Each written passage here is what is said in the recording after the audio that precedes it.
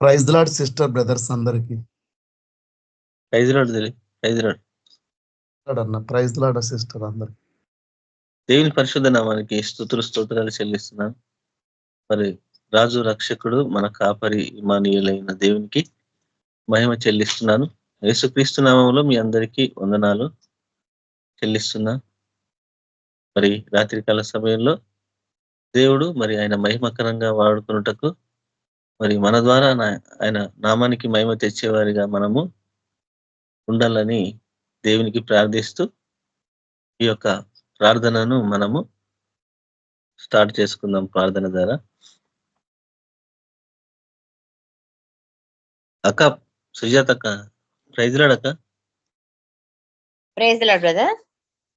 మీరు starting pray చేయండి అక్క. ఓకే, ప్రార్థన చేసుకుందాం.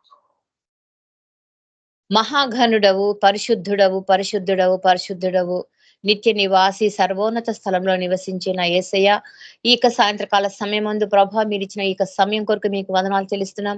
పరిశుద్ధ ఆదివారం దినమున ప్రభన తండ్రి, ప్రతి ఒక్క బిడ్డను ప్రభ మీరు సమకూర్చండి. ప్రతి ఒక్క బిడ్డ ప్రభాని యొక్క వాక్య ధ్యానంలో ఎదుగుటకు ప్రభాని యొక్క కృప చూపించండి. నాయన నిత్యము కొలుచుటకు ప్రభాన తండ్రి, ఉన్నతమైన స్థలంలో నివసించేవాడవు ప్రభాని ఒక్కడివే అర్హుడవు తండ్రి. యేసయ్య నీకు గొప్ప నామం కొరకై నీకు వందనాలు చెల్లిస్తున్నాం. మీరు చేసిన ప్రతి కార్యం కొరకై మీకు వందనాలు చెల్లిస్తున్నాం. ఇంత మటుకు మమ్మల్ని మీకు కృపలో భద్రపరిచిన విధానం కొరకు మీకు వందనాలు చెల్లిస్తున్నాం. ప్రభన తండ్రి, కృతజ్ఞతలు ప్రభాస్తుతులు చెల్లించుకుంటూ ఈ సాయంత్రకాల సమయం నాయన వాక్యం ద్వారా, పాటల ద్వారా, నా తండ్రి ప్రార్థనల ద్వారా, నీకు సాక్ష్యముల ద్వారా మేము నీకు నామను మహిమపరచుటకు ప్రభ మాకు ఇచ్చినటువంటి సమయం కొరకు వందనాలు చెల్లిస్తూ ఈ దినమంతయు కూడా ప్రభ మమ్మల్ని కాపాడిన దేవుడవు. ఈ రాత్రికాల సమయం మందు ప్రభ నీకు వాక్య ధ్యానంలోనికి మమ్మల్ని నడిపించమని, మాతో మాట్లాడమని, మమ్మల్ని దర్శించమని, యేసు ప్రభ నీకు వాక్యమునకు తగిన రీతిగా మేము నడుచుటకు ప్రభ మా యొక్క నడతలను సరిచేయమని యేసయ్య పరిశుద్ధమైన నామంలో అడిగి ప్రార్థించి వేడుకుంటున్నాను తండ్రి, ఆమేన్.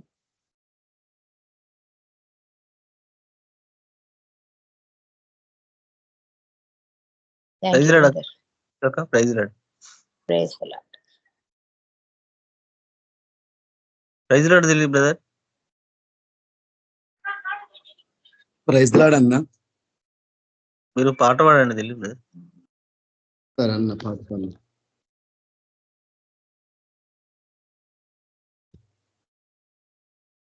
ఒక నిమిషం అన్న, పాడుతున్నాను.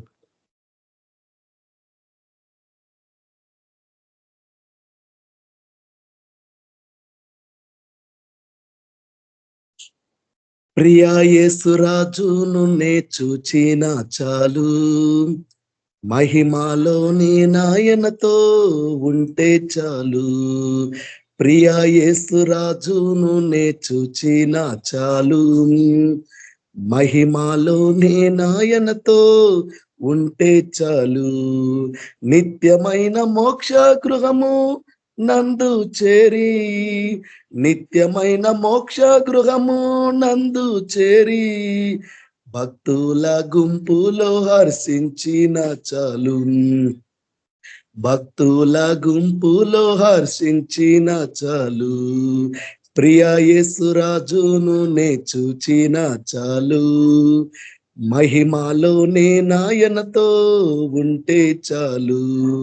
ప్రియా యేసురాజును నే చూచిన చాలు, మహిమాలోనే నాయనతో ఉంటే చాలు.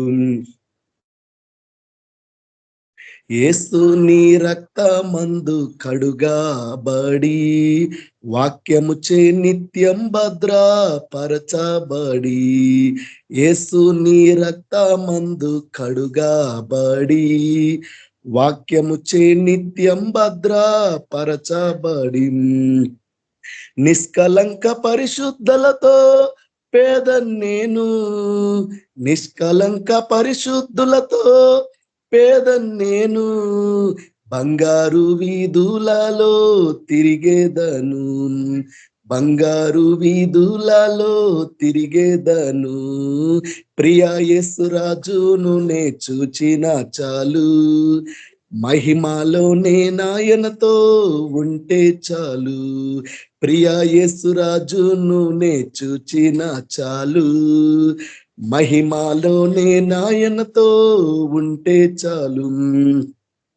దూతాలు వీణులను మీటున్నప్పుడు, గంభీర జయ ధ్వనులు మ్రోగునప్పుడు, దూతాలు వీణాలను మీటున్నప్పుడు, గంభీర జయ ధ్వనులు మ్రోగునప్పుడు, హల్లెలూయా పాటలు పాడుచుండా, హల్లెలూయా పాటలు పాడుచుండా, ప్రియా యేసుతోను నేను ఉల్లాసింతున్, ప్రియా యేసుతోను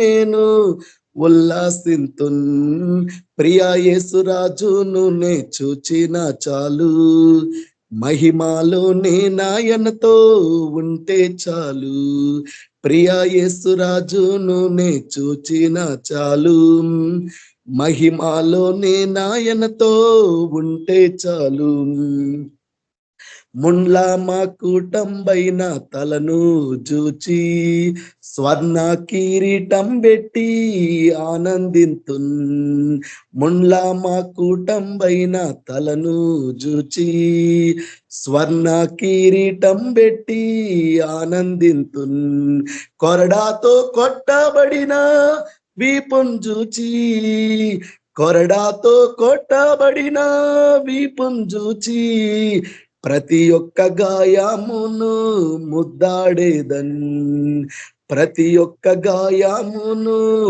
ముద్దాడేదన్, ప్రియా యేసు రాజును నే చూచిన చాలు,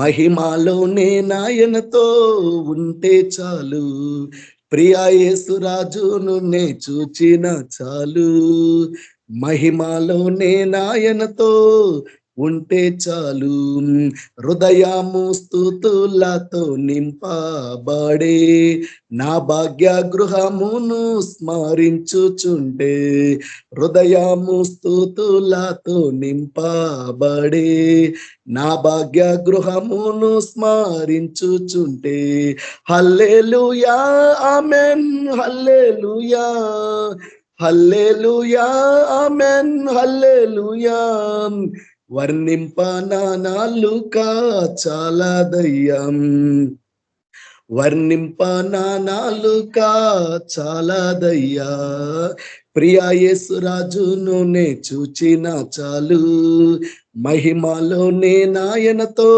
ఉంటే చాలు, ప్రియా యేసు రాజును నే చూచిన చాలు, మహిమలోనే నాయనతో ఉంటే చాలు, ఆహాయ పూరా ఎప్పుడు ధ్వనించును, ఆహా నా యాశ ఎప్పుడు తీరుతుందో, ఆహాయ పూరా ఎప్పుడు ధ్వనించును, ఆహా నా యాశ ఎప్పుడు తీరుతుందో, తండ్రి నా కన్నీటిని తుడుచునెప్పుడు, తండ్రి నా కన్నీటిని తుడుచునెప్పుడు, ఆశతో వేచి ఉంది నా హృదయం, ఆశతో వేచి ఉండే నా హృదయం, ప్రియా యేసు రాజును నే చూచిన చాలు, మహిమాలోనే నాయనతో ఉంటే చాలు, ప్రియా యేసు రాజు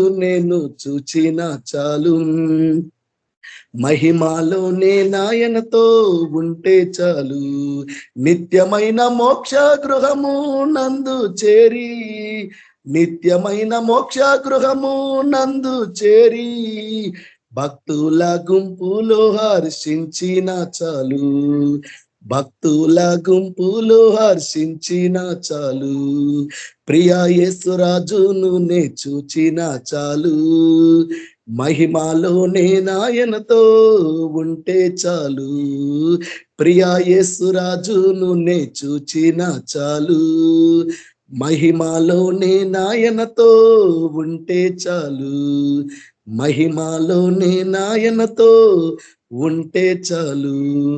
హల్లెలూయా. థ్యాంక్ యూ అన్న. Praise Lord. Thank you brother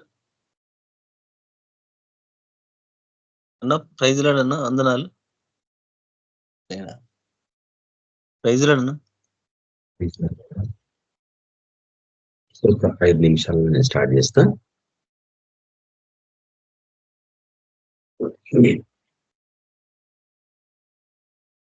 వాక్యంలోకి నడిపించాలి. ఒక జస్ట్ 2 minutes లో ఈ కాన్ఫిగరేషన్ చేస్తున్న కంప్యూటర్. ఓకే, ఇంకో పాట పాడమంటారు. పర్లేదు, స్టార్ట్ చేసేస్తాము. జస్ట్ ఈ కాన్ఫిగరేషన్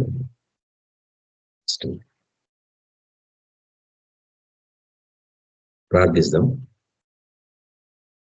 పరిశుద్ధుడగు తండ్రి, సర్వోన్నతుడగు మా యేసయ్య, మీకే సమస్త ఘనత మహిమ ప్రభావం చెల్లించుకొంచున్నాం. ఈ యొక్క సాయంత్రం సమయం ప్రభావ మీ సన్నిధికి వచ్చినాంనైనా ఇంతవరకు మీరు మాకు తోడైనా నడిపించేందుకు మీకు వందనాలు ప్రభావ. మీ సన్నిధికి వచ్చిన వారిని ఎవరిని తోసిపుచ్చిన వాగ్దానం చేస్తున్నారు నైనా. కాబట్టి ఆ యొక్క తరమైన నిశ్చయత కలిగి మీ సన్నిధికి వచ్చినాంనైనా, మీ నుండి మేము నేర్చుకున్న అనేకమైన విషయాలు ఆసక్తితో ఉన్నాం నైనా. మాతో మాట్లాడండి నైనా, మా హృదయాలను సరిచేయండి. మేము ఎక్కడ తప్పిపోతున్నామో చూపించండి. ప్రతి వాక్యంతో మమ్మల్ని ఓ ప్రభావ శుద్ధీకరించమని ప్రార్థిస్తున్నాం. వేరే మార్గం లేదని వాక్యం సెలవిస్తుందండి. తమ నడతను శుద్ధీకరించుకోవాల్సింది కేవలం వాక్యం ద్వారానే అని. కాబట్టి నైనా ఈ సాయంత్రం సమయం మమ్మల్ని శుద్ధీకరించమని ప్రార్థిస్తున్నాం.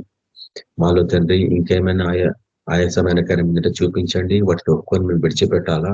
మీ యొక్క కనికరం కొరకు మేము ప్రయాసపడుతున్నాం నైనా, కనికరించమని ప్రార్థిస్తున్నాం. మీ యొక్క కనికరం మాకు అవసరంనైనా, మేము తప్పిపోకుండా మీ అందు భయభక్తులు కలిగి జీవించాలనైనా సహాయపడమని ప్రార్థిస్తున్నాం. ముఖ్యంగానైనా ప్రకటన గ్రంథంలోని అధ్యాయాలను మేము ధ్యానిస్తుండగా, ముఖ్యంగా 20వ అధ్యాయాన్ని మేము ఆరంభించబోతుండగా మీ యొక్క పరిశుధాత్మ నడిపి మాకు దయచేయండి. అందులోని సత్యాలను గ్రహించేలాగా అవి స్వీకరించాలి. ఏ రీతిగా వాటిని మా జీవితాలలో అవలంబించుకోవాలా, అనుభవపూర్వకంగా అనేట్లా ప్రకటించాలా. అటువంటి పరిచయాలను మమ్మల్ని అందరినీ నడిపించమని యేసు క్రీస్తు పరిశుద్ధ నామంలో ప్రార్థిస్తున్నాం తండ్రి, ఆమేన్.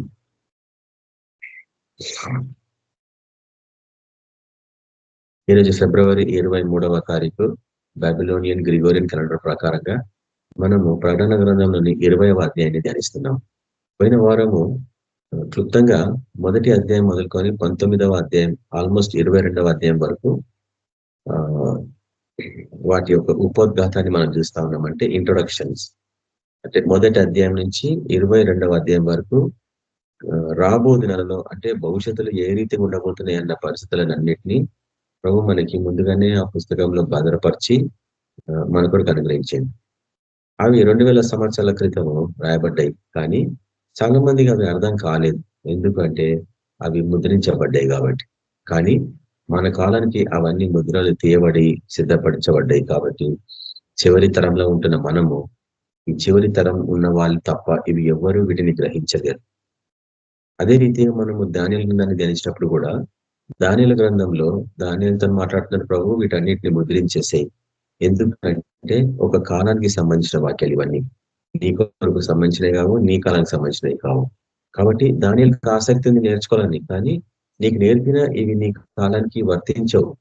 ఎందుకంటే 2000 దగ్గర 600 సంవత్సరాల తర్వాత ఒక తరం కొరకు ఇవన్నీ రాయబడ్డాయి. వాళ్ళే వీటిని గ్రహించగలరు అని దానియేలు ఆత్మతో ప్రభు మాట్లాడతాడు. అందుకు దానియేలు వాటిని ముద్రించేండు మన కాలంలో తెరబడుతున్నాయి. అందుకు మనం వీటిని బహుగా అర్థం చేసుకోగలుగుతున్నాం. కానీ ఈ రోజుకి కూడా చూస్తే ఒక్కొక్క తరంలో అంటే గత 200 సంవత్సరాల నుంచి ఈ కామెంటరీస్ ఉన్నాయి, బైబిల్ కామెంటరీస్. ఈ 200 సంవత్సరాల నుంచి ఒక్కొక్కరు ఒక్కొక్క రీతిగా వీటిని అర్థం చేసుకుంటున్నారు.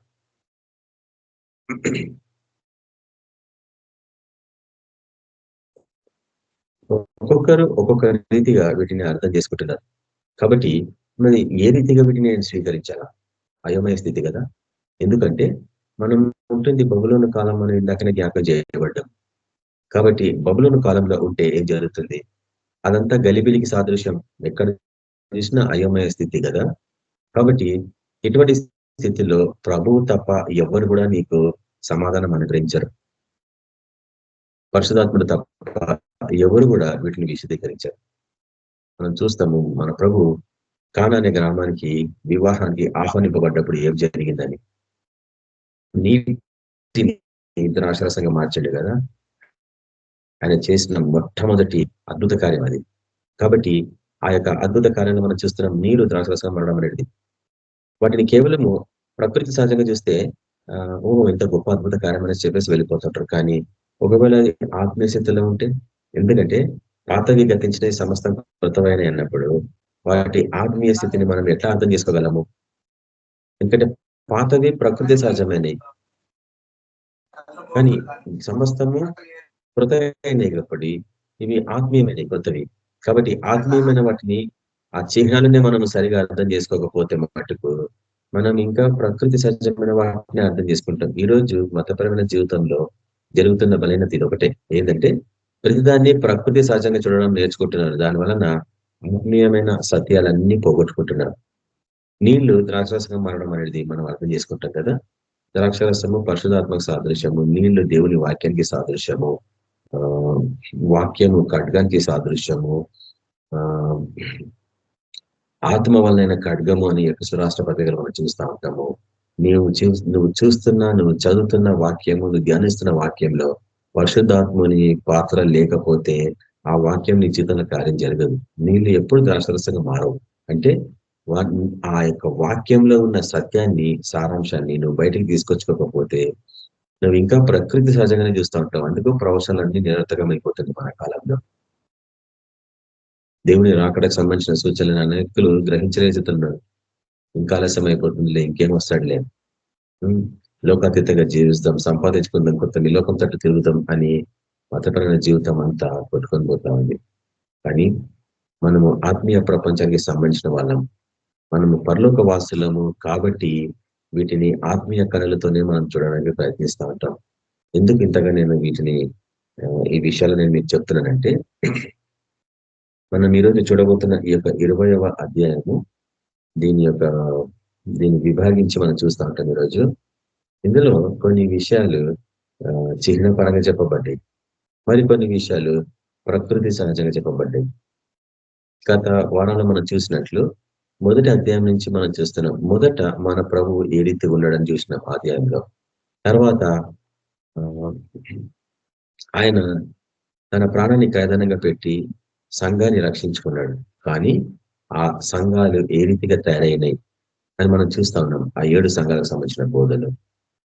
కాబట్టి మీరు ఇప్పటికైనా మారండి, ఇప్పటికైనా మీ జీవితాలు సరి చేసుకోండి అని హెచ్చరిస్తా ఉన్నాడు.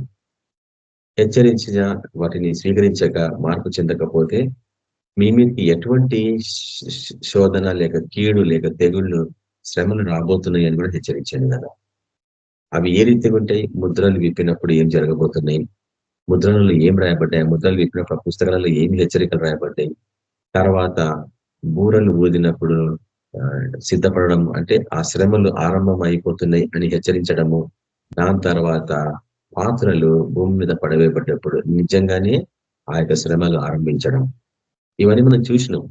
మళ్ళీ శ్రమలన్నీ ఆరంభించినాక గొప్ప జన సమూహం అందరూ హతసాక్షులు అవుతారని నేను చూపించిన వాక్యం కొంచెం కష్టతరమైన వాక్యం అది. ఎందుకంటే ప్రపంచమంతటా మతపరమైన క్రైస్తవులు అందరూ మరణిస్తారు.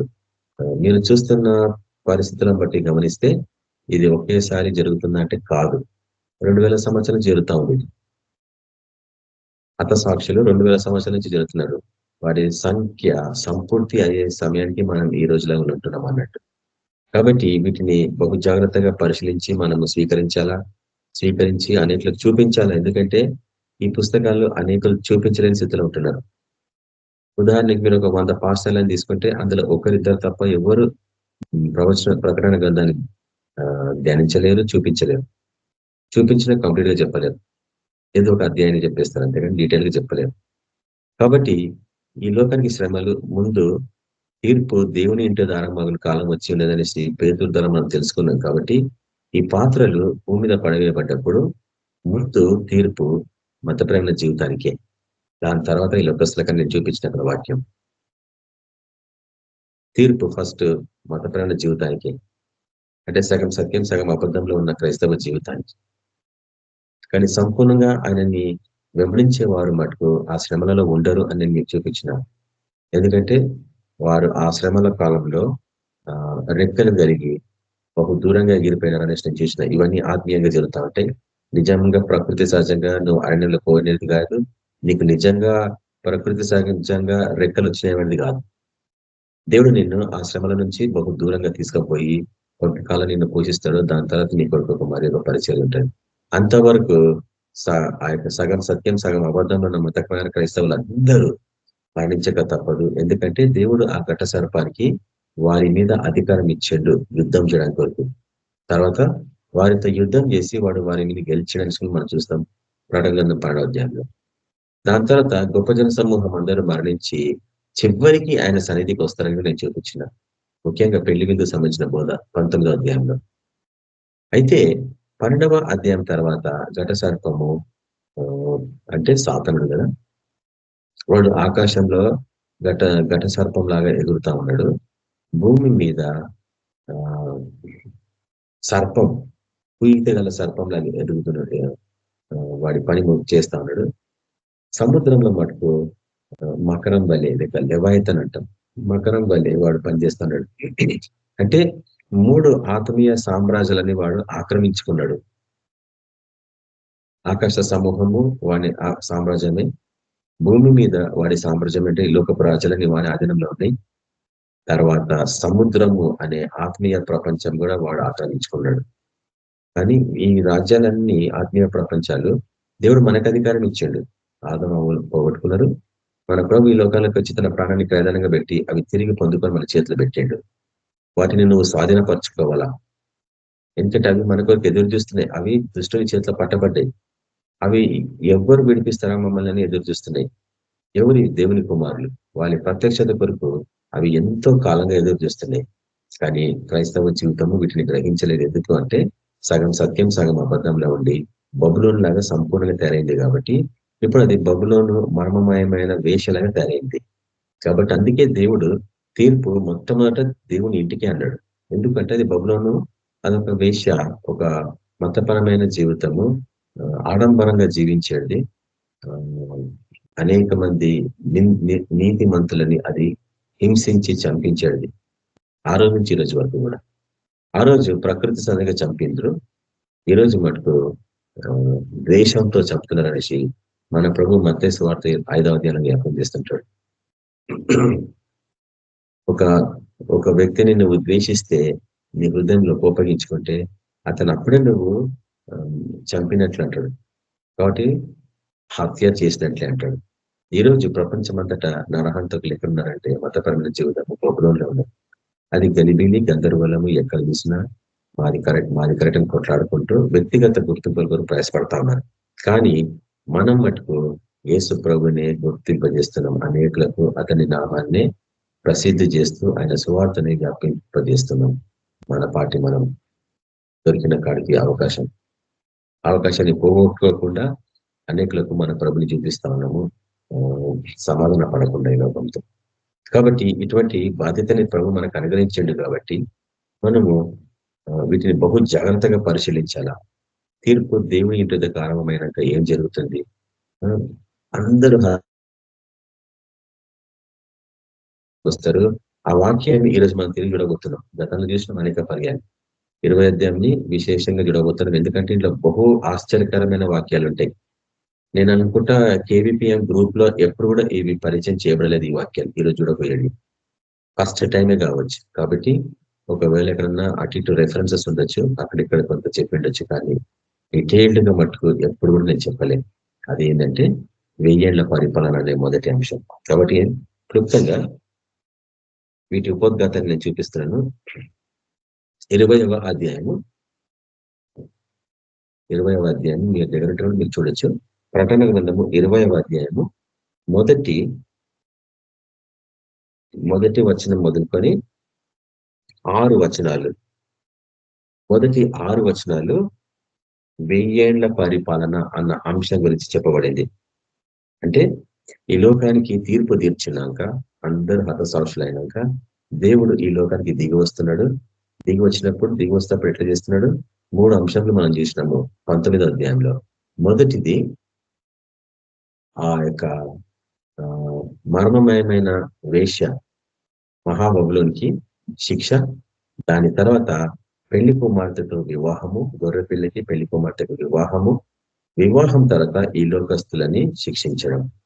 ఎవరి లోకస్తులు అంటే గొప్ప జన సమూహాన్ని సంహరించిన వాళ్ళు. ఇది మధ్యలో విన్న వాళ్ళకి ఖచ్చితంగా అర్థం కాదు, కన్ఫ్యూజన్. ప్రకటన గ్రంథం అంతా లేక బైబిల్ అంతా ఆది కాండం మొదలుకొని ప్రకటన గ్రంథం చివరి అధ్యాయం వరకు పరలోక రాజ్యము 4 భాగములుగా విభజింపబడిందని నేను చూపించిన ఎన్నో వాక్యాలు, 1 కాదు 2 కాదు. పాత నిబంధన పుస్తకాల నుంచి చూసినాము హెచ్కేలు వెంట్రుకలు అనే అంశం గురించి. తర్వాత కృత నిబంధనకు వస్తే ముఖ్యంగా మొదటి కొరింథీయులకు రాసిన పత్రిక 15 చూస్తూ ఉంటాం. రకరకాల 4 గుంపుల గురించి చూస్తాము. అవి ఇప్పుడు అంత డీటెయిల్గా నేను చూపించాను. కానీ మతపరమైన జీవితంలో 3 గుంపులు ఉన్నట్టు మతాన్ని విడిచిపెట్టి బయటకు వచ్చిన గుంపు ఒకటి, అది 4వది. కాబట్టి మొదటి గుంపు సర్పంలు, 2వ గుంపు తేళ్లు, 3వ గుంపు గొప్ప జన సమూహం. ఇవి ఎప్పుడు 3 కలిసే ఉంటాయి లోపల. బయట ఉన్నది ఒకటే సంఘము, అది 1,44,000 మంది. కాబట్టి ప్రకటన గ్రంథం అంతా ఈ 3 గుంపుల గురించి, ముఖ్యంగా ఈ 4 గుంపుల గురించి, మరి విశేషంగా మొదటి 3 గుంపుల గురించి ఉంటాయి. 4వ గుంపు ముద్రించబడి దేవుడు తన చెంగున ముడి వేసుకున్న విషయం చూపించిన వాక్యం. చెంగున ముడి వేసుకోవడం ఏంది బ్రదర్ అని మీరు అనొచ్చు. గతంలో ఆల్మోస్ట్ 10 years దాటిపోయింది. ఏహెచ్కేలు వెంట్రుకలు అన్న అంశం గురించి ధ్యానిస్తే మీకు తెలుస్తుంది. దేవుడు ఒక చిన్న గుంపుని తన చెంగున ముడి వేసుకున్నాడని నేను చూపించిన వాక్యం. కాబట్టి అంటే ఆయన చెంగున ముడి వేసుకుంటే నేను ఎవరు ముట్టలేరు అంటే ఆయన కాపుదల అటువంటిది అన్న విషయాన్ని అక్కడ చూపించాడు దేవుడు మనకి. కాబట్టి ఈ 20వ అధ్యాయంకి వచ్చేటప్పటికి శిక్షించినాక సైతాన్ని శిక్షించబోతున్నాడు. అదే 20వ అధ్యాయం అంతా. తర్వాత అబద్ధ క్రీస్తు లేక అబద్ధ ప్రవక్త, ఇంకా ఎన్నో గుంపులు మనం చూస్తూ ఉంటాం కదా. అబద్ధ క్రీస్తు, అబద్ధ ప్రవక్త, తర్వాత మృగము. ఈ 3 గుంపులు, ఈ 3 దుష్టుని యొక్క చిహ్నాలు అన్నట్టు. కాబట్టి ఈ 3 ఒకటే కూడా చూపించిన. ఎన్ని మృగాలు చూస్తాం మనం బైబిల్ అంతట్లో. అదేవిధంగా ముఖ్యంగా ప్రకటన గ్రంథంలో ఎన్ని మృగాలను మనం చూసినాం. పాత రికార్డింగ్స్ విన్న వాళ్ళకి తెలుస్తూ ఉంటది. లైవ్ గా ఉన్న వాళ్ళకి మరీ విషయం ఇంకా బాగా అర్థమైంటది. ముఖాముఖిగా కూర్చొని వినే వాళ్ళకి ఇంకా బాగా అర్థమైంటది. అది ఏంటంటే ఎన్ని రకాల మృగాలు చూసినా అన్ని ఒకటే, వాటి ప్రతిబింబాలే అని నేను చూపించిన, వాటి రిఫ్లెక్షన్స్ అని చూపించిన. ఎన్ని మృగాలను చూసినా అన్ని మృగాలు ఒకదాని నుంచే బయటకు వచ్చినాయని కూడా నేను చూపించిన మీకు. కాబట్టి ఇక్కడ దుష్టుడు కూడా ఏం చేస్తున్నాడంటే, మన ప్రభువు త్రిత్వపు దేవుడు కాబట్టి తండ్రి, కుమారుడు, పరిశుద్ధాత్మ ఎట్లనో సైతానుడు కూడా దానికి వ్యతిరేకంగా 3గా విభజింపబడ్డాడు. ఇందాక నేను చూపించినట్లు వాడు ఆకాశంలో ఒక డ్రాగన్ లాగా, ఘట సర్పం లాగా ఎగురుతున్నాడు. భూమి మీద సర్పము, మోసకరమైన సర్పము, కుయుక్తి కలిగిన సర్పం లాగా వాడు విజృంభిస్తున్నాడు. వాడు గర్జించు సింహము వలే అని గుర్తించబడుతుంది, కానీ వాడు సింహం కాదు. బహు జాగ్రత్తగా వినండి. ఇది వాడు గర్జించు సింహము వలే అని రాయబడింది వాక్యం, కానీ వాడు సింహం కానే కాదు. అంటే మన ప్రభుకి కాపీ అన్నట్టు, వాడు కాపీ కొడుతున్నట్టు. అదే రీతిగా వాడు సముద్రంలోని మకరం లాగా ఒక లెవాయతన్, అదొక జీవి, అదొక మృగం. అది ఒక క్రూరంగా కనిపించే మృగం అది. అట్లా వాడు కూడా త్రిత్వమును పోల్చుకొని ఉన్నాడు, త్రిత్వంను పోలి ఉన్నాడు. అంటే వాడు కూడా ఒకడైనా కానీ 3గా కనిపిస్తున్నాడు మనకి. ఈ ప్రపంచం, ఈ సృష్టి అంతా 3 లాగా కనిపిస్తుంటది కదా మనకి. మనిషి కూడా మనం చూసిన మొదటి కృష్ణ రాసిన పత్రిక 5వ అధ్యాయము 23వ వచనంలో మనిషి కూడా 3 భాగాలే కదా. శరీరము, ఆత్మ, ప్రాణం 3 భాగాలే. కాబట్టి ఈ శరీరం ఎట్లా కృషించిపోతుంది, ప్రాణము ఎవరిచ్చిండ్రో వాళ్ళ దగ్గరికి వెళ్ళిపోతుంది. ఈ ఆత్మతోనే వచ్చింది ప్రాబ్లం. అది నరకానికి పోతుందా, పరలోకానికి పోతుందా? అందుకు రక్షణ అనుభవం బహు ప్రాముఖ్యమైంది. సంపూర్ణంగా విమోచించబడ్డ వారిలాగా మనం జీవించాలా. నీ శరీరాన్ని కూడా నువ్వు విమోచించుకోవాలని ఉందా వాక్యం చూపించిన నేను? మీ రక్షణని మీరు కొనసాగించుకోవాలని చెప్పిండా లేదా? ఎట్లా కొనసాగించుకుంటారు చెప్పండి? నీ శరీరాన్ని ఎంత జాగ్రత్తగా కాపాడుకుంటే అన్ని సంవత్సరాలు నువ్వు బ్రతుకుతావు. లేకపోతే నీ ఆత్మ అంటది, నీ ఆత్మ నీ ప్రాణం ఏమంటాయి?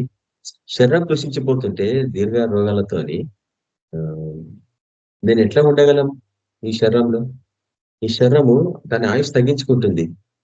దాన్ని సరిగా పోషించకుండా దాని పనికిరాని వాటన్నిటిని పోషించి విచ్చలవిడిగా జీవించి ఈ లోకాతీతంగా ఏమి తిందుమా ఏమి త్రాగుదుమా అన్న జీవితంలో జీవించిన ఈ శరీరాలని కృషిపోతుంటే మేము ఎట్లా ఉండగలమని ఆ తక్కిన రెండు భాగాలు వేదనలో ఉన్నాయి. ప్రాణం కూడా అదంటది, నీ రక్తం అంతా పాయిజన్ అయిపోయింది, నేను ఎట్లా ఉండగలని అంటుంది. ఎందుకు పాయిజన్ చేసుకున్నావు?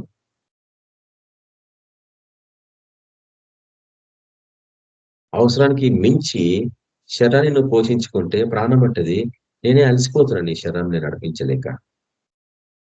నువ్వు ఓవర్ వెయిట్ అయిపోతున్నావు, లేక అండర్ వెయిట్ అయిపోతున్నావు, నేను ఎట్లా నడిపించాలా అని ప్రాణం అంటుంది. ఆత్మ ఎందుకు అనుగ్రహించబడింది మనకి? రెండవ భాగం కదది మన శరీరంలో. ఆత్మ ఎందుకు అనుగ్రహించబడింది? నిన్ను హెచ్చరించడానికి కొరకు.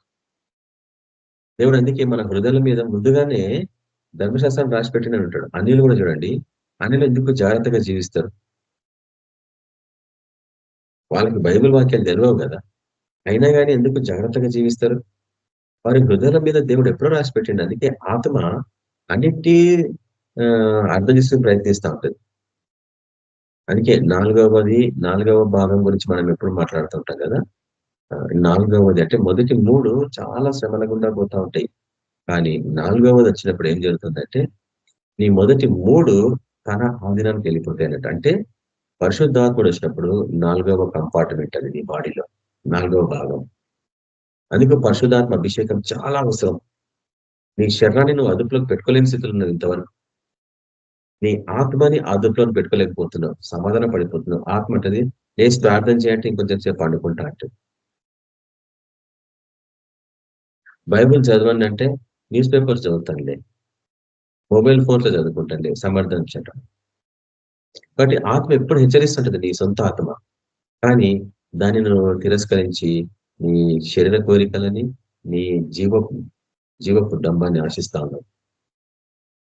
కాబట్టి వీటన్నిటిని నువ్వు పరిశుద్ధాత్మకి సమర్పించుకుంటే వీళ్ళైతే పరిశుద్ధాత్ముడు 4వ కంపార్ట్మెంట్ నీ బాడీలో. లేకపోతే వేరే భాగం వస్తాయి, అవి దుష్టాత్మలు వచ్చి కూర్చుంటాయి. అప్పుడు నీ ఆత్మ ఘోషిస్తూ ఉంటది, ఏడుస్తూ ఉంటది, మొరపెడతా ఉంటది దేవుడు. నేను వీరికి మార్గం చూపించలేకపోతున్నా, వీడి శరీరానికి, వీడి ప్రాణానికి నేను మార్గం చెప్పలేకపోతున్నా, చెప్పి విసుగు చెందుతున్నాను దేవుని మొరపెడతా ఉంటది నీ ఆత్మ. కాబట్టి రక్షింపబడ్డ వారికి తప్ప ఎవరికి ఈ వాక్యాలు తెలియవు. దేవుని యొక్క ఆత్మ అభిషేకం ఉంటేనే కానీ నీ 3 కంపార్ట్మెంట్స్ రక్షణ అనుభవంలోనికి కొనసాగవు.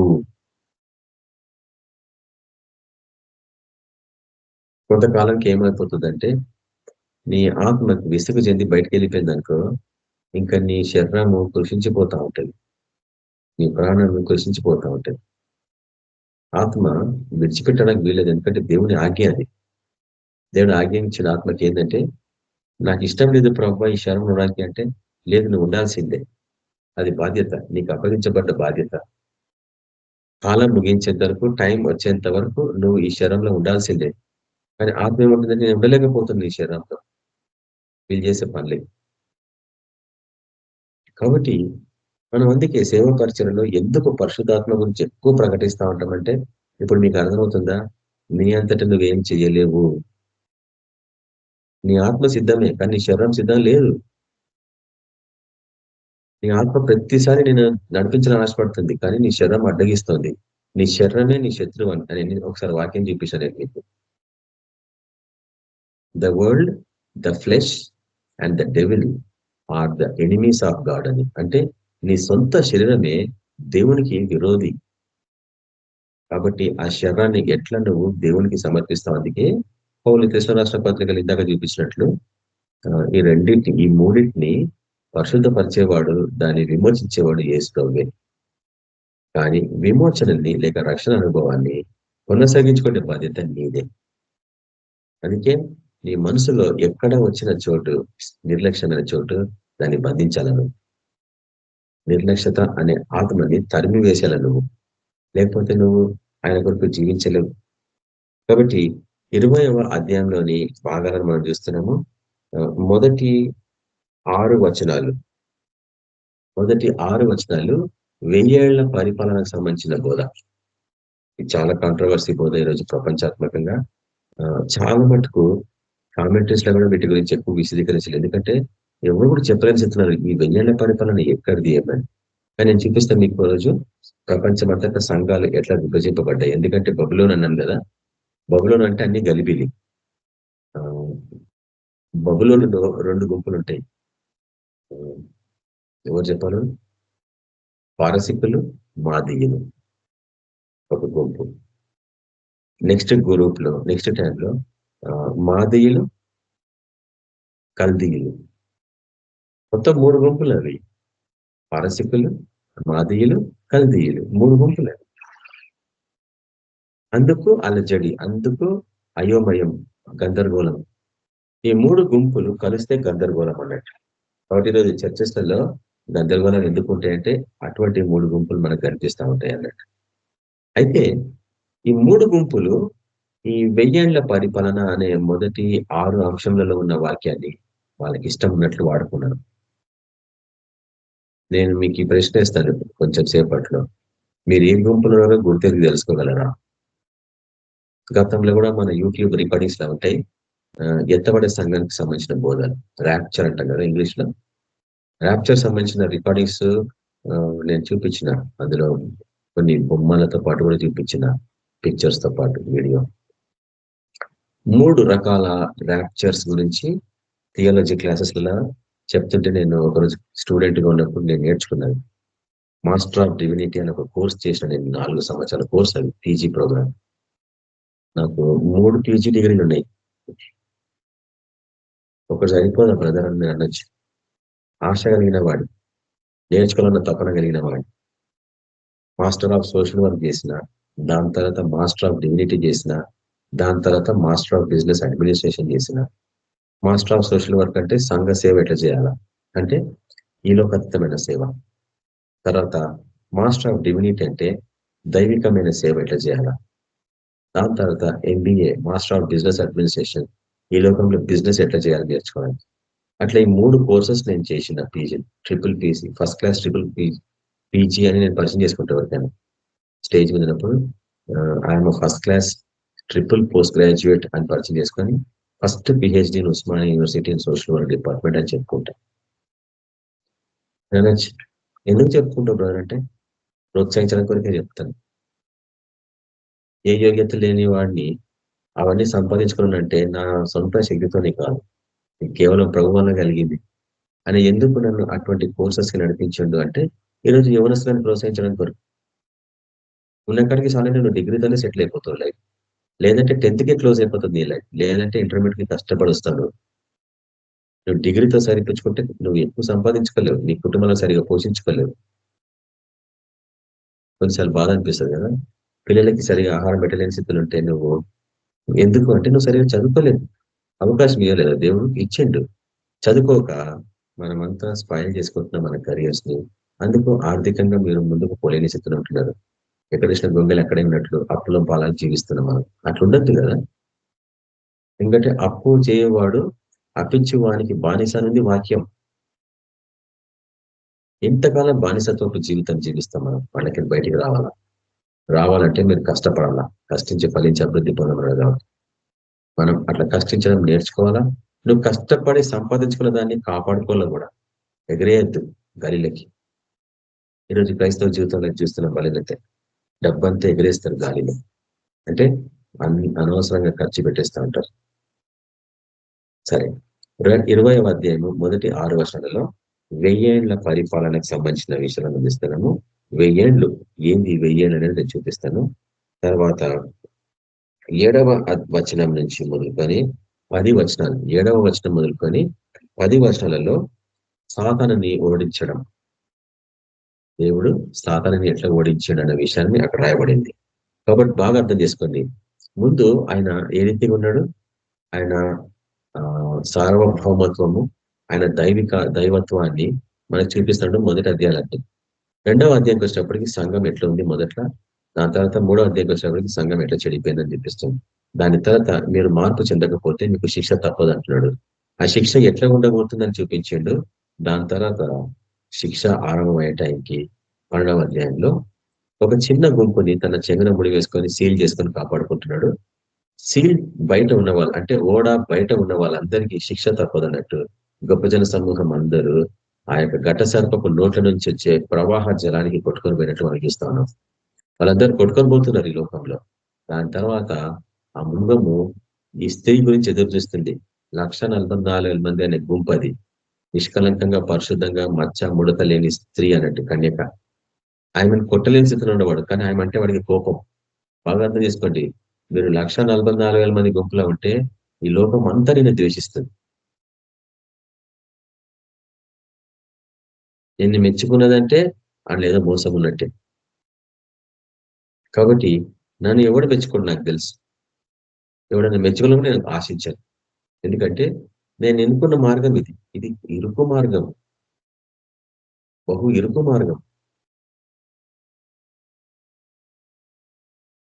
మన హైదరాబాద్ లో ఆర్టీసీ బస్ ఎక్కినట్లే ఉంటుంది.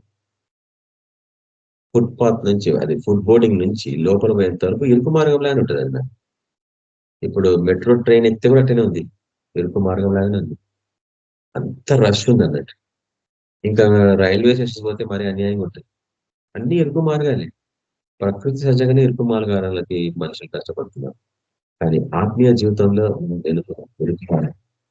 కాబట్టి నువ్వు సుఖానుభవాన్ని ఆశ్రయించాలనుకుంటే మటుకు నీకు తప్పదు శ్రమలు. గొప్ప జనం అందరూ ఎందుకు శ్రమలు కూడా పోతున్నారు? ఏషావులాగా మారిండ్రు కాబట్టి. 1,40,000 ఎందుకు ఆయన చెందిన ముడివేయబడినరు? వాళ్ళు యాకోబు లాగా ప్రయాసపడుతున్నారు కాబట్టి, పెరుగులాడుతున్నారు కాబట్టి. లోకస్తులతో పెరుగులాడుతున్నారు.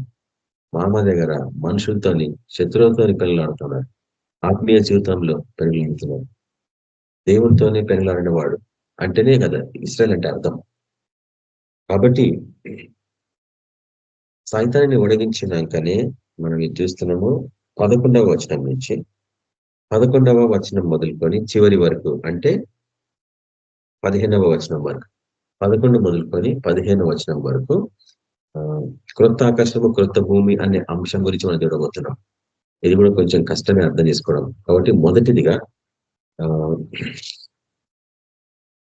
1000 ఏండ్ల పరిపాలన లేక 1000 ఏండ్లు అన్న అంశం గురించి మనం ధ్యానించబోతున్నాం. ఈ 1000 ఏండ్లు ఎప్పుడు ఆరంభమైనది, లేక ఆరంభమైందా లేదా, ఆరంభం కాబోతుందా లేదా అన్న విషయాల గురించి మనము చూస్తూ ఉంటాము. కాబట్టి ఇప్పుడు మొదటిదిగా మొదటి వర్షం నుంచి మనం ఇప్పుడు చూడబోతుంది. చూడండి, ప్రకటన గ్రంథము 20వ అధ్యాయము మొదటి వర్షం నుంచి. మరియు పెద్ద సంఖ్యలను చేత పట్టుకొని అగాధము యొక్క తాళపు చెవి గల ఒక దేవదూత పరలోకం నుండి దిగి వచ్చుట చూచి తిని. కాబట్టి అనేక పర్యాలు మనకు జ్ఞాపకం చేయబడుతున్నది ఏంటంటే, ప్రతి చిహ్నాన్ని బహు జాగ్రత్తగా పరిశీలించి ఇది ఎవరికి సంబంధించింది, దేనికి సంబంధించింది అని ప్రశ్నించుకోవాలి. ప్రభుని అడగాలి కూడా. ప్రభువా, ఈ దేవదూత ఎవరు? ఒక దేవదూత అన్నాడు. ఎవరైనా? ఈయనకి అగాధం యొక్క తాళపు చెవి అంటే నరకం యొక్క తాళపు చెవి. ఎందుకు తాళపు చెవి? ఎందుకు అంటే తాళం వేస్తే దాన్ని బంధించినట్లే కదా, సీల్ చేసినట్లే కదా. కాబట్టి ఒక దేవదూత అగాధం యొక్క తాళపు చెవి పట్టుకొని పరలోకముని దిగి వచ్చిన చూచి తిని. బాగా అర్థం చేసుకోండి. వచ్చి ఎక్కడున్నాడు? ముఖ్యంగా పెద్ద సంఖ్యలు ఎందుకు, తాళపు చెవి ఎందుకు? 2 అంశంలు, 2 చిహ్నాలు. మూడవదిగా ఈ దేవదూత ఎవరు? ఎవరన్నా ట్రై చేయొచ్చు చెప్పడానికి. తర్వాత అతను దిగి వచ్చుట, బాగా అర్థం చేసుకోండి, దిగి వచ్చుట చూచి తిని. అంటే పెద్ద సంఖ్యలు ఎందుకు? ఘట సర్పాన్ని బంధించాలంటే పెద్ద సంఖ్యలు అవసరమా? తర్వాత అగాధంలో పడేయాలన్నా సర్పాన్ని, ఈ ఘట సర్పాన్ని? ఎందుకంటే ఈ ఘట సర్పము ఆకాశంలో ఎగురుతుందని మీకు తెలిసి చూపించాను మీకు. ఎందుకంటే దానికి రెక్కలు ఉంటాయి. ఈ ఘట సర్పము ఆకాశంలో ఎగురుతూ వాడి ప్రతిబింబమే భూమి మీద కుయుక్తిగల సర్పం లాగా ఉంది. వాడి ప్రతిబింబమే సముద్రంలో ఒక మకరం లాగా ఉన్నది. ఇవన్నీ ఒకటే, త్రిత్వం. సైతాన్లో కూడా త్రిత్వం ఉందని నేను చూపించిన మీకు ఎన్నిసార్లు. పైగా ఇతర మతంలో కూడా నేను త్రిత్వాన్ని చూపించిన మీకు. అంటే సైతానుడు ఎంతగా మోసగించి ఒక ఏమంటారు దాన్ని, కౌంటర్ ఫీట్ అంటే దాన్ని తెలుగులో ఏమంటారో నాకు తెలియదు కానీ ఒక కాపీ, డూప్లికేట్, కరెక్ట్ అది పదం, డూప్లికేట్ గా చేసుకున్నాడు వాడు. ఎందుకంటే వాడు ఒరిజినల్ కాదు కాబట్టి.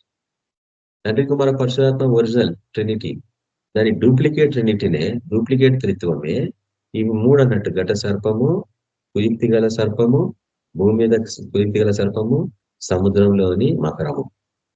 ఇవి డూప్లికేట్ త్రిత్వం అన్నట్టు. అట్లా ప్రతి దాంట్లో వాడు ఈ రీతిగా తయారు చేసుకున్నాడట, చేసుకొని ప్రజలని మోసగిస్తా ఉన్నాడు. వాడి పనే మోసగించడం మొదటి నుంచి.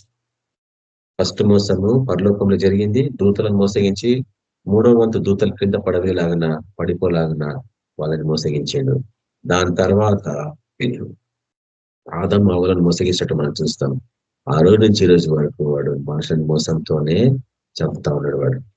కాబట్టి ఎవడును మిమ్మల్ని మోసపరచకుండా చూసుకోలేడు అన్నాడు. ఎట్లా చూసుకోవాలి చెప్పండి? ఇప్పుడు మీరు చూసుకుంటున్నారు, మీరు వింటున్న వాక్యం కరెక్టా కాదని ఎవరు చెప్తున్నారు? వేరే లాగా ఉంటే మీరు చూడగలరు, గ్రహించగలరు. లేదంటే ఎవరన్నా వీటన్నిటిని విశదీకరించి చూపించగలరా మీకు? ఎవరన్నా అట్లా మీకు కష్టం కదా. ఎందుకోసం తలనొప్పి బ్రదర్? మంచి తిని నేను పండుకుంటా, ఉత్తగా నేను ప్రార్థన చేసుకుంటా, వర్షిప్ చేసుకుంటా, ఎవరికి హాని చేయను, ఎవరికి కష్టం చేయనంటే నువ్వు పసిపిల్లవాడివి, నువ్వు పసిపిల్లదానివి. ఇదేమో యుద్ధం. ఇది క్రైస్తవ జీవితము, క్రైస్తవ విశ్వాసము ఒక యుద్ధము, పెద్ద పోరాటం. పసిపిల్లలు యుద్ధానికి పనికిరారు. మరి యుద్ధంలో గెలవకపోతే నీకు కిరీటం ఇవ్వడు దేవుడు, నీకు సింహాసనాలు ఇవ్వడు.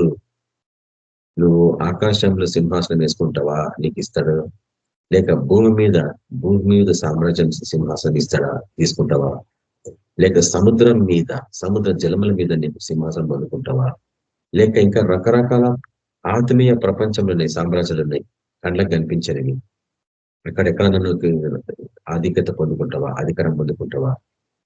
యుద్ధం చేయకుండా మటుకు ఎవ్వడు నిన్ను మెచ్చుకోడు. యుద్ధంలో గెలిచి రావకపోతే నీకు ఎవ్వడు కూడా ఏమంటాము రివార్డ్ ఇవ్వరు, బహుమానం ఇవ్వరు. కాబట్టి ఆయన బహుమానం ఆయన చేతిలో ఉంది, ఆయన పట్టుకొని రెడీగా ఉన్నాడు మనకి బహుమానం ఇవ్వడానికి. నువ్వు ప్రయాసపడకుంటే ఇంటి కూర్చొని హల్లెలూయా పాటలు పాడుకుంటా కూర్చుంటే సరిపోతుందా? చిన్నపిల్లడివే కదా, చిన్నపిల్లవే కదా, పాలు తాగే స్థితే కదా. కానీ మనం అట్లా ఉండద్దు, కష్టపడి పోవాలా, ఎంత దూరమైన పోవాలా. ఆయన ఒక్క మనిషి కొరకు గెరసని దేశానికి పోయిండా లేదా? ఒక్క స్త్రీ కొరకు సమరయ పట్టణానికి పోయిండా లేదా?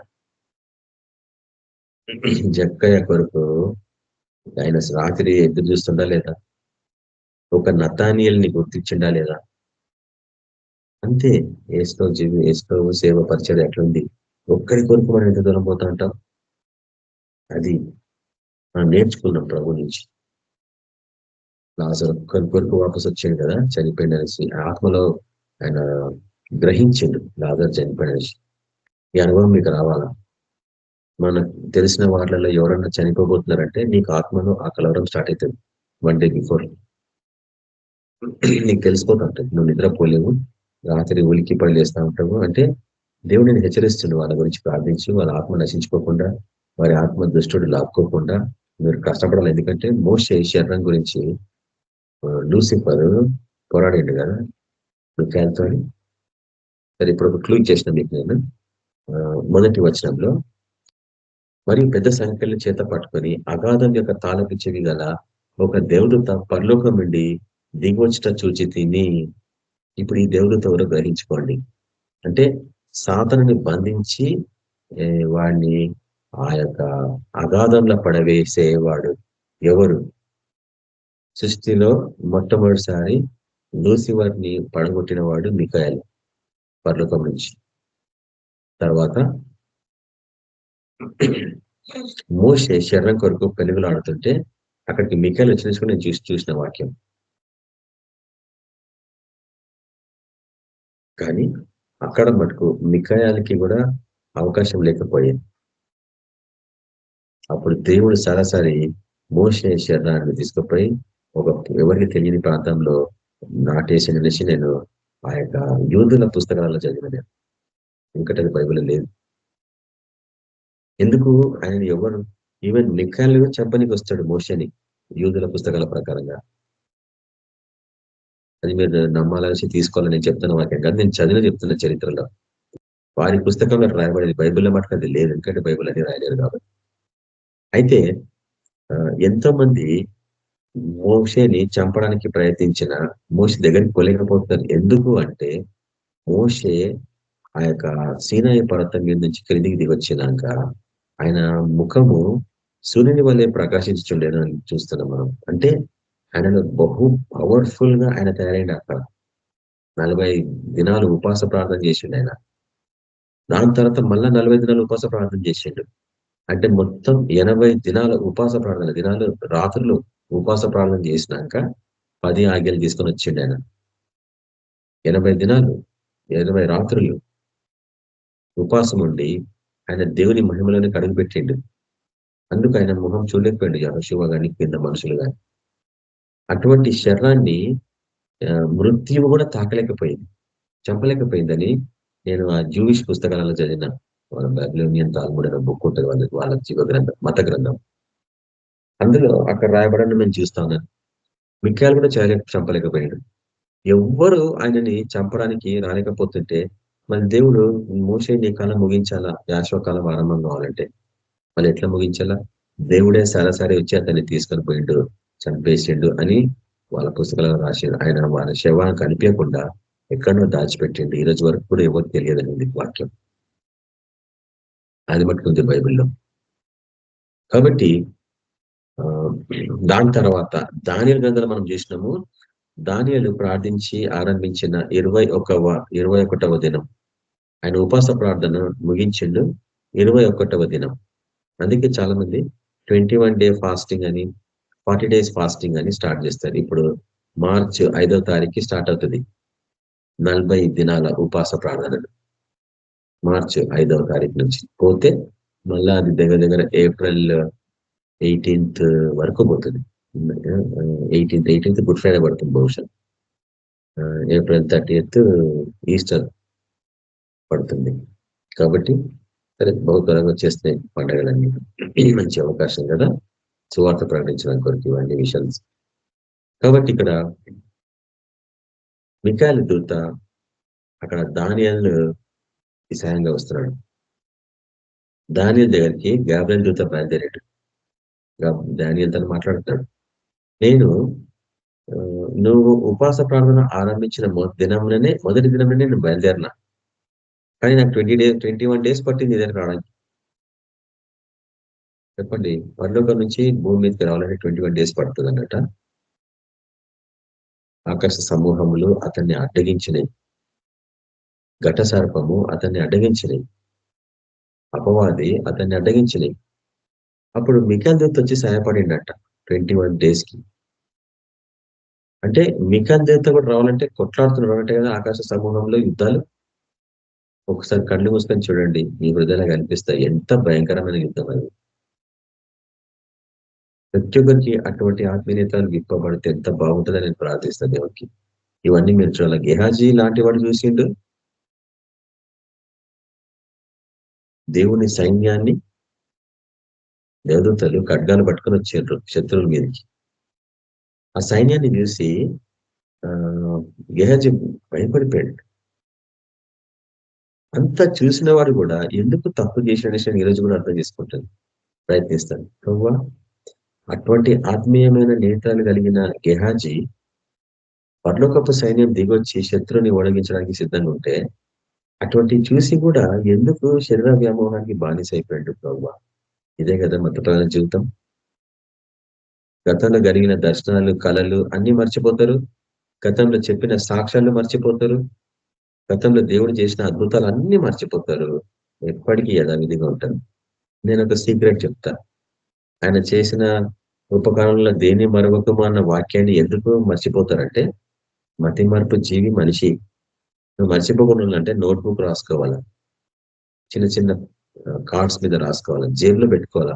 ప్రతిరోజు ఆ కార్డ్స్ చూస్తూ ఉండాలి. దాంట్లో ఏం రాసుకున్న వాక్యాలు, ఆ రోజు నాకు ఇటువంటి శ్రమ ఉంటే దేవుడు నన్ను తప్పించాడు, అది నీకు తిరిగి జ్ఞాపకం చేస్తూ ఉంటుంది. నేను అట్లా జ్ఞాపకం చేసుకుంటా ఉంటాను. అందుకే అప్పుడప్పుడు వాక్యం చెప్తుంటే కూడా సాక్ష్యాలను చెప్పేస్తుంటాను, ఇంకా జ్ఞాపకం తీసుకుంటా ఉంటాను నేను మర్చిపోకుండా ఉండాలని. మర్చిపోతాం మనం, మనిషిని అట్లా తయారు చేసింది దేవుడు మర్చిపోవాలన్న. కాబట్టి దానియేలు తను మాట్లాడుతాను, గాబ్రియెల్ నేను నువ్వు ప్రార్థన ఆరంభించిన దినమే బయలుదేరిన, కానీ నాకు 21 days పట్టింది నీ దగ్గర రావడానికి. ఎందుకంటే అపవాది నన్ను అడ్డగించాడు, ఇంకొక దురాత్మ నన్ను అడ్డగించబోతుంది.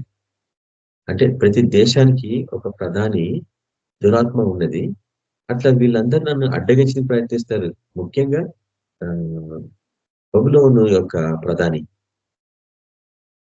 తర్వాత ఇంకొక ప్రధాని రాబోతున్నాడు, అంటే బబులోని ఓడగొట్టే ఒక రాజు రాబోతున్నాడు. దాని తర్వాత గ్రీకీయుల ప్రధాని రాబోతున్నాడు, అంటే గ్రీసు దేశపు ప్రధాని, దానికి ఒక దయ్యం. అట్లా ప్రతి దేశానికి ఒక ప్రధాని దేవుడు మొదట్లో పెట్టిండు. కానీ ఇవన్నీ తిరుగుబాటుతనం చేసి కబ్జా చేసుకునే దేశాలని. మన దేశానికి కూడా ఒక ప్రధాని, దాని పేరు ఇండస్, ప్రిన్సెస్ ఆఫ్ ఇండస్ అంటాం. కాబట్టి అవి ఎవరు తెలియదు, ఏ పుస్తకాలలో లేదు. కానీ నీవు ఎట్లా తెలుసుకున్నావు? ఎందుకంటే ఆకాశపు సమూహాలతో పోట్లాడే వాళ్ళం మనం, ప్రధానులను ఓడగొట్టే వాళ్ళం మనం. నీ ప్రార్థన ఎట్లుంటుందో ఊహించుకో. ఇప్పుడు విజృంభించి గర్జించుకుంటా సింహం వల్లే నువ్వు వానికి వ్యతిరేకంగా పోవాలంటే నీ ప్రార్థన ఎట్లా ఉండాలా? ప్రతి దేశానికి ఒక ప్రధాని, ప్రతి రాష్ట్రానికి ఒక ప్రధాని దయ్యాలుంటాయి. ప్రతి పట్టణానికి ఒకటి ఉంటుంది, హైదరాబాద్కి ఒకటి ఉంటుంది, ప్రతి గల్లీకి ఒక ప్రధాని ఉంటుంది, కబ్జా చేసుకుని కొన్ని వేల సంవత్సరాల నుంచి. కానీ అవి నువ్వు పరిపాలించాలా, నీకు బదులుగా అవి పరిపాలిస్తున్నాయి. నువ్వు వాటిని కబ్జా చేసుకోవాలా, నీ ప్రాంతాన్ని కబ్జా చేసుకోవాలా. నేను అననీయ గురించి చెప్పిన బోధలో చూపించండి. అననీయ ఆ యొక్క దమస్కు ప్రాంతానికి ప్రధాని. అక్కడున్న దురాత్మ ప్రధానిని ఓడగొట్టి దాన్ని తరిమేసి అతను ఆత్మీయ ప్రధానిగా తయారైంది అక్కడ. కాబట్టి ప్రతి దయ్యము అననీయ మాట వినాల్సిందే. అననీయ మాట తప్పక అవి వీధులు చూపాల్సిందే ప్రతి దయ్యాలు. నువ్వు ఆత్మీయస్థితులు అట్లా ఎదగకపోతే నీవు సేవల కార్యాలు జరగవు. ఎక్కడ పోయినా సమాధానం నీకు రానే రాదు, అంత ఇరుకుంటుంది అన్నట్టు. కాబట్టి ఇప్పుడు చూడండి, ఈ వాక్యంతో నేను కొంచెం సేపటికి ఇది ముగించేస్తున్నాను, ఇంకొక 10 minutes లో. ఎందుకంటే 9:45కే మనం ముగించాలా. ఎందుకంటే 10 o'clock అందరు నిద్రపోతారు. ఈ విషయం బాగా అర్థం చేసుకుని అలసిపోయే వాళ్ళందరూ సేవకు వచ్చేటారు, ఊరంతా అలసిపోతారు. కాబట్టి నిద్రపోతారు 10 o'clockకి. 9:45కి షార్ప్ మనం క్లోజ్ చేయాలా. ప్రయత్నిస్తాం అట్లీస్ట్ కనీసం. అటు ఒక 5 minutes, ఇటు ఒక 5 minutes అయినా పర్లేదు. కానీ మీరు టైం పెట్టుకోవాలి మీ పక్కన. నేను పెట్టుకోను ఇక్కడ టైం పెట్టుకొని చూస్తాను. నేను 9:43 అవుతుంది ఇప్పుడు టైం. కాబట్టి మనం టైం కాన్షియస్గా ఉండాలా. కాబట్టి ఇప్పుడు మరి చదువుతాను. మరియు పెద్ద సంఖ్యలను చేత పట్టుకొని అగాధం యొక్క తాళపు చెవిగల ఒక దేవదూత పరలోకం నుండి దిగి వచ్చిన చూచితిని. అతడు ఆది సర్పమును అనగా అపవాదియు సాతానును అను ఆ ఘట సర్పం. అన్ని చిహ్నాలు ఇక్కడ కలిసిపోయినాయి. ఇప్పుడు చూడండి, అన్ని ఒకటే. అవి ప్రతిబింబాలు నేను ఎన్నిసార్లు మీకు చూపించిన అన్ని బ్రేకప్ అయిపోయినాయి గ్రూప్స్. సైతాన్ని కూడా అట్లనే మోసగిస్తుండు. ఆది సర్పము, అపవాది, సాతాను, ఘట సర్పము అన్ని ఒకటే. ఆ ఘట సర్పమును పట్టుకొని 1000 సంవత్సరములు వానిని బంధించి అగాధంలో పడవేసిరి. దాని తర్వాత ఏమైంది చూస్తాం. ఆ 1000 సంవత్సరాలు గడిచే వరకు ఇక జనములను మోసపరచుకున్నట్లు అగాధమును మూసి దానికి ముద్ర వేసెను. అటు పిమ్మట వాడు కొంచెం కాలం విడిచి పెట్టవలెను. ఇదే నేను చాలా సంవత్సరాలు, ఆల్మోస్ట్ ఒక 20 years 30 years నుంచి ఇవి చదువుతున్న వాక్యాలు. ఎందుకు కొంతకాలం దేవుడు తిరిగి పెట్టమని చెప్తాడు దయ్యాన్ని, సైతాన్ని? 1000 సంవత్సరములు బంధించి 1000 సంవత్సరాల తర్వాత ఎందుకు తిరిగి వదిలేస్తున్నాడు?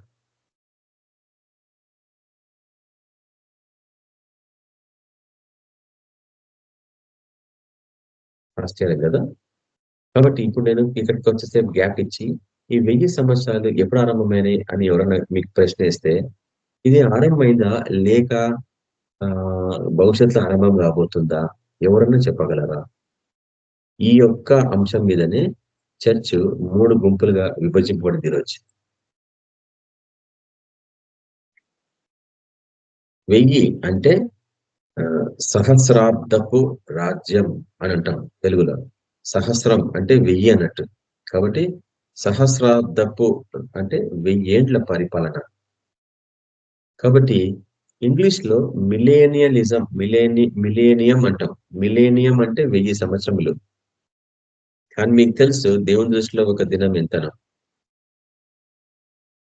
ఇప్పుడు డిస్టర్బ్ అయిపోతారు వాక్యంలో. పేతురు రాష్ట్ర పత్రికలు చూస్తాం కదా, ఒక దినం 1000 సంవత్సరాలతో పోల్చండి దేవుడు. ఒక దినాన్ని 1000 దినాలతో పోల్చండి ఇంకో స్థలంలో. ఆశ్చర్యం ఉంటుంది. ఎందుకంటే 2 రకాల టైమ్స్ ఉన్నాయి సృష్టిలో అని చెప్పాను నేను మీకు గతంలో. ఒక టైం ఏమో క్రోనోస్ అంటాం, అంటే మనం ఉన్న టైం.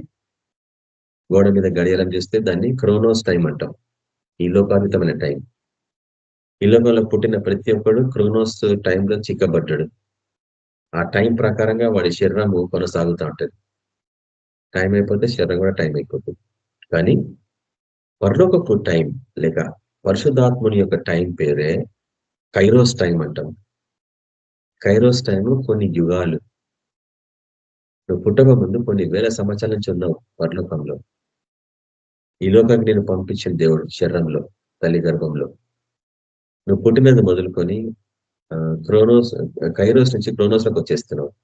కానీ యేసు ప్రభుని సొంత రక్షకంగా స్వీకరించి పరిశుద్ధాత్మ అభిషేకం పొందుకున్న వాడి గురించి మాట్లాడుతున్నాను. ఎందుకంటే కేవలం రక్షణ పొంది కాలం జీవించేవాడు వాడి సమయం ముగిస్తాడు. వాడి శరీరం త్వరగా కృషించిపోతుంటది, రోగమయమైపోతుంటాడు. ఎందుకంటే వారి శరీరాలు విమర్శింపబడలేదని వాక్యం చూపించానండి. ఈ శరీరం విమర్శించబడదు రక్షణ అనుభవంలో. కాబట్టి కైరోస్ టైంలోకి నువ్వు వెళ్ళిపోతే ఏమవుతుందంటే నీ శరీరము కృషించదు, నీ శరీరానికి రోగాలు అంటుకోవు. కైరోస్ టైం ఎక్కడుందంటే పరలోకం సంబంధించింది. నువ్వు పరలోకవాసివి, భూమి మీద ఏం పని చేస్తున్నావు? భూమి మీద ఏం చేస్తున్నావు? తిని తాగి సుఖిస్తున్నావా? క్రోనోస్ త్వరగా స్పీడ్గా తిరిగిపోతుంది చెప్తున్నా. నువ్వు తిని తాగి సుఖించే వాడమైతే నీ టైము, క్రోనోస్ టైము చాలా స్పీడ్గా తిరుగుతుంది. క్లాక్ త్వరగా ఆయుష్ తగ్గిపోతుంది. ఏదైనా రోగం తగిలిందంటే ఫినిష్ నీ పని, నీ ఆయుష్ తగ్గిపోతుంది. నీ అవయవాలన్నీ వాటి టైం కోల్పోతూ ఉంటాయి. దేవుడు పెట్టిన టైం ప్రకారంగా కావు. ప్రతిశలు ఒక్కడే కదా అందరికంటే ఎక్కువ కాలం బ్రతికింది. తర్వాత చూస్తాం మోషే 120 సంవత్సరాలు బ్రతికింది, చాలా సంవత్సరాలు గ్యాప్. దాని తర్వాత దావీదు కాలం తర్వాత, దావీదు కుమారుల కాలం తర్వాత, సొలొమోన్ తర్వాత యెహోయాదా అనే ఒక వ్యక్తి 120 సంవత్సరాలు బ్రతికినట్లు మనం చూస్తాం. మళ్ళీ దాని తర్వాత ఇంకా ఎవరు కూడా దీర్ఘకాలం బ్రతికినట్లు మనం చూడం బైబిల్ అంతట్లో. ఎందుకంటే వాళ్ళకి కైరోస్ టైంలో జీవించడం నేర్చుకోలేదు. నువ్వు నేర్చుకున్నావా? నేను ప్రయత్నిస్తున్నా కొంతకాలం నుంచి. ఎప్పుడైతే కళ్ళు మూసుకొని భాషలలో నేను ప్రార్థన స్టార్ట్ చేస్తానో ఆటోమేటిక్గా నేను కైరోస్లోకి వెళ్ళిపోతాను. తెలియదు లేదు ఎంత టైం అయిందో ప్రార్థన చేస్తే. కళ్ళు చేసేటప్పుడు ఆల్రెడీ గంట అయిపోయింది. కైరోస్ టైం అట్లా ఉంటుంది. ఒక డే ఈ లోకంలో అంటే క్రోనోస్ టైం ఒక డే అంటే 24 hours. కైరోస్ లో 20 years తో సమానం. అంటే నువ్వు కైరోస్ టైంలో జీవిస్తే నీ ఆయుష్ 20 years ఇంకా ముందుకు వెళ్ళిపోతుంటది. ఈ సీక్రెట్ నేను ఎప్పుడు చెప్పలేదు మీకు, కానీ చాలా కష్టం. ఒక గంట సేపు మోకాల మీద ఉండలేము మనం, ఎందుకంటే బరువు శరీరాలు కదా. వాటిని మనము వాటిని ఏమంటాం, లొంగ తీసుకోలేదు మన శరీరాలను. సరే, క్లుప్తంగా నేను చెప్పేసి ఈ 1000 సమయానికి సంబంధించిన విషయాలు. మొదటిదిగా మతపరమైన గుంపు, మొదటి గుంపులో ప్రీ మిలేనియలిజం. మిలేనియలిజం అంటే 1000 ఏళ్లకు సంబంధించిన బోధ. మిలేనియలిజం అంటే 1000 ఏళ్లకు సంబంధించిన బోధ. అందులో మొదటి బోధ ప్రీ మిలేనియలిజం అంటే పూర్వ సహస్రాబ్దపు రాజ్య సిద్ధాంతం.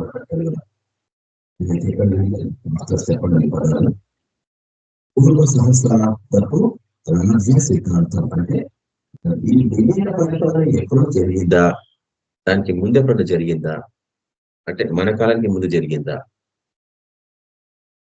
రెండవది దాన్ని ఏమంటాం, పోస్ట్ మిలియనలిజం అంటాం. పోస్ట్ మిలియనలిజం అంటే గతించిన సహస్రాబ్దపు రాజ్య సిద్ధాంతం. అంటే అవి ఆల్రెడీ గతించిపోయినాయి అని చెప్తున్నారు 1000 ఏళ్ల పరిపాలన. మళ్ళీ ఎక్కడి నుంచి క్లూ తీసుకుంటారో నేను చెప్పిస్తాను మీకు. దానియేలు గ్రంథము 2వ అధ్యాయంలో మనం చూస్తాం. అది దానియేలు గ్రంథము 2వ అధ్యాయము 44వ వచనంలో దానియేలు మాట్లాడుతున్నాడు. ఆ రాజుల కాలంలో పరలోకమందున దేవుడు ఒక రాజ్యము స్థాపించెను, దానికి ఎన్నటికీ నాశనము కలుగదు.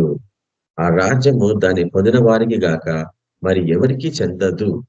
అది ముందు చెప్పిన రాజ్యములన్నిటినీ పగలగొట్టి నిర్మూలము చేయును గాని అది యుగ యుగముల వరకు నిలిచెను. యుగ యుగములు అంటే వెయ్యేళ్ళు ఎట్లయింది చెప్పండి? ఇంకెక్కువే కదా 1000 ఏళ్ల కంటే. కాబట్టి పోస్ట్ మిలనిజం అనేది లేక గత ఏమంటాము సహస్రాబ్ద విద్య అంతం అన్న సిద్ధాంతం, లేక 1000 ఏళ్ళు పరిపాలన ముగించిన తర్వాత అన్న సిద్ధాంతం. అది దాని తర్వాత యేసు వస్తాడు అనే ఒక బోధ. ఫ్రీ అంటే 1000 ఏళ్ళకు ముందే వస్తాడు అన్నది ఇంకొక బోధ. తర్వాత మూడవ బోధ ఆ మిలేనియలిజం. ఇవన్నీ థియలాజికల్ వర్డ్స్ నేను చెప్తాను మీకు.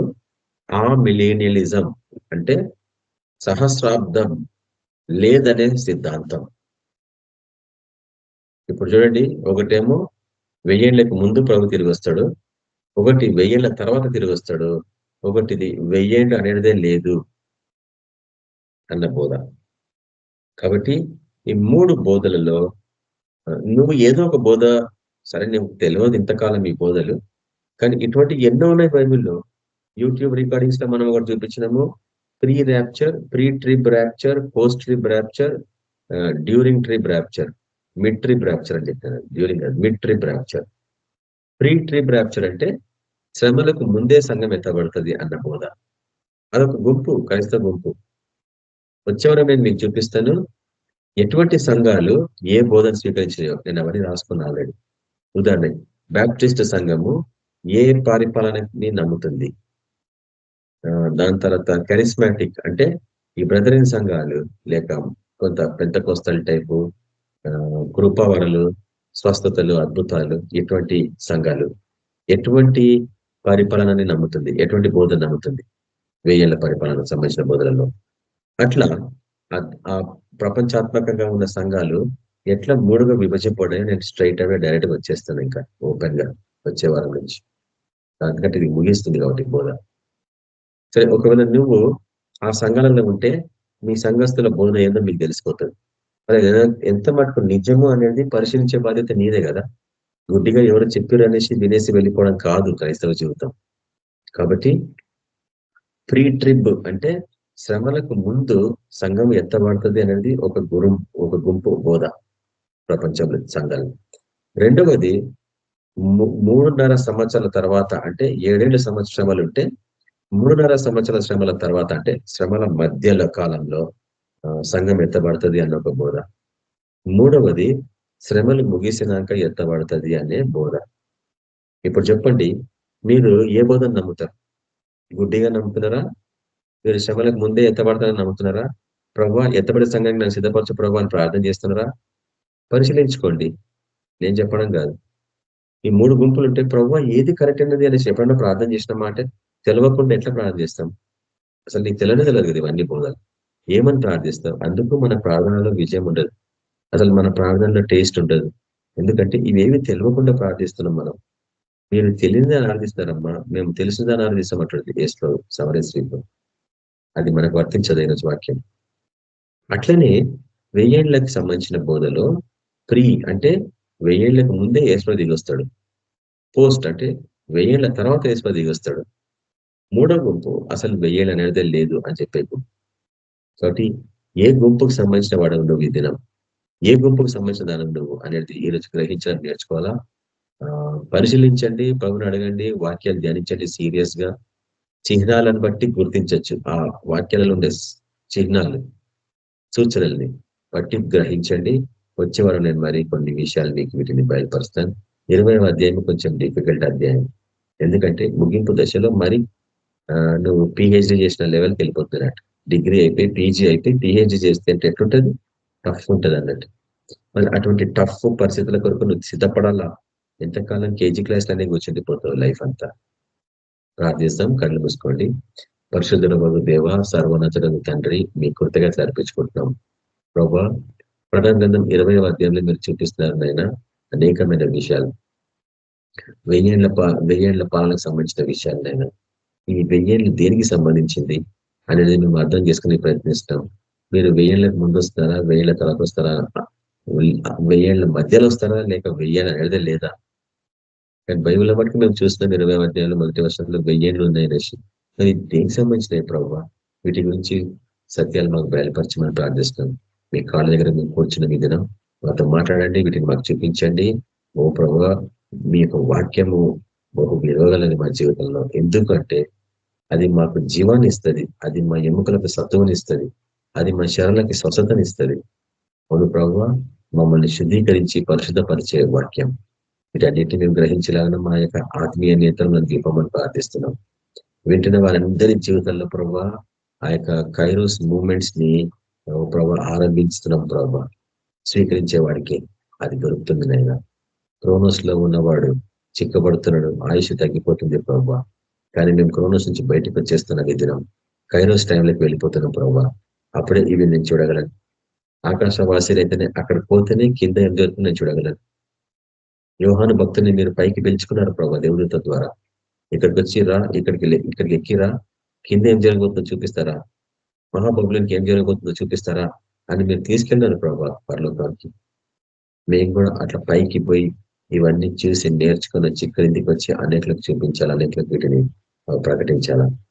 అటువంటి సేవా పరిచర్యలో మమ్మల్ని అందరినీ నడిపించమని, ముఖ్యంగా మా కుటుంబం మా యొక్క గ్రూప్ లో ప్రభా, మళ్ళీ ఇందిరా సిస్టర్ మీ అందరిని నిద్రించి మీ సన్నిధికి చేరింది ప్రభా. ఆ కుటుంబాలకు ఆదరణ దయచేయమని ప్రార్థిస్తున్నాం ప్రభా. ఈ గ్రూప్ లో ఎవరు చదవడానికి వీల్లేదని మేము ప్రార్థిస్తున్నాం ప్రభా. అందరి ఆయుష్ ప్రభా దీర్ఘంగా అనుగ్రహించమని ప్రార్థిస్తున్నాం. ముఖ్యంగా ప్రతి అఫ్లిక్షన్స్ ని గద్దిస్తున్నాం, ప్రతి స్పిరిట్ ఆఫ్ డిసీజెస్ ని గద్దిస్తున్నాం. Depart from their bodies, never come back again అని గద్దిస్తున్నాం ప్రభా. మీరే సహాయకులు ప్రభా. మీ అధికారాన్ని మీ మహిమార్థంగా వాడుతుండగా ప్రతి ఒక్కరు వారి జీవితాలు తిరిగి మీకు సమర్పించుకొని సేవ చేయగలగా నడిపించమని ప్రార్థిస్తున్నాం. ఈ రాత్రి మంచి రీతిలో దయచేయండి. రేపు లేసి స్వీకరించాలని సేపడమని యేసు క్రీస్తు పరిశుద్ధ నామమున ప్రార్థించున్నాం తండ్రి, ఆమేన్. మన ప్రభువైన యేసు క్రీస్తు యొక్క కృప, సమాధానం, నడిపింపు మనందరికీ సదాకాలంతో రెండుగాక. ఆమేన్. అందరికీ ప్రైజ్ లార్డ్. Good night. అందరూ ప్రైజ్ రాడ్ అన్న. Good night brothers. Good night అందరికి. అందరికీ ప్రైజ్.